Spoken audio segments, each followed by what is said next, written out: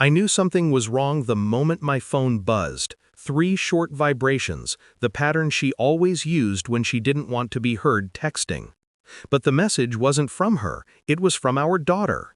Just 2 words, "Come home." No explanation, no follow-up. Children don't know how to lie with silence, not the way adults do. That's why her text chilled me more than any confession could. I drove home with the engine humming like a low warming. The house was lit, every room, as if someone had staged a celebration they didn't want me attending. And when I stepped inside, the illusion cracked. Her boss, our lawyers, her parents, all arranged like witnesses waiting for a performance to begin. She stood in the center, holding papers she pretended were harmless. "Oh, Jake," she forced a smile. "You're just in time to sign." Our daughter cried, silent tears, the kind kids shed when they know something adults refuse to say aloud. I didn't ask questions, I didn't raise my voice. I signed, calm, steady. A minute later, her boss's phone rang. He answered, listened, and went pale, like he'd just heard a ghost whispering through the line.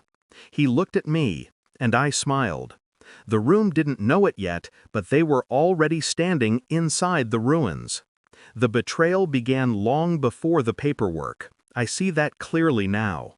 But at the time, it came in fragments, small, sharp edges I tried to ignore. A sudden change in her work schedule, the way she started locking her phone. Her laugh, too soft, too eager when her boss texted at midnight. I told myself she was stressed, busy, distracted. Denial is a quiet poison. It works best when the victim wants to believe it.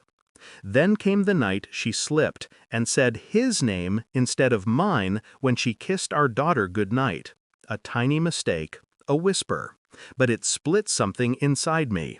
She noticed my stare and gave me a smile so gentle it almost worked. Almost. The next day, I checked our phone bill. Hidden numbers, frequent calls, patterns she thought I'd never see. But the real fracture came when I accidentally caught a glimpse of her email on the tablet. An unopened message from her lawyer, documents ready when he arrives. He, me. She had already planned my exit.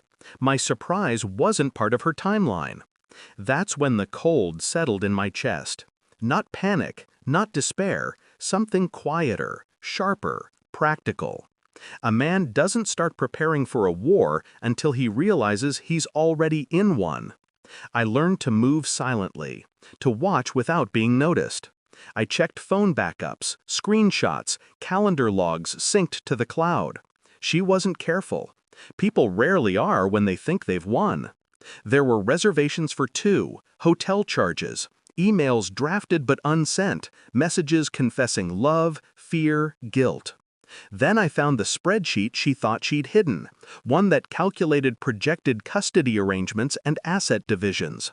Projected, as if I were an equation she'd already solved. But the final blow came from a place she never considered, our daughter.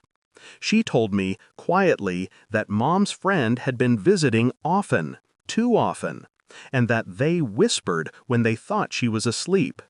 I didn't react. I didn't ask more. I simply hugged her and made a decision.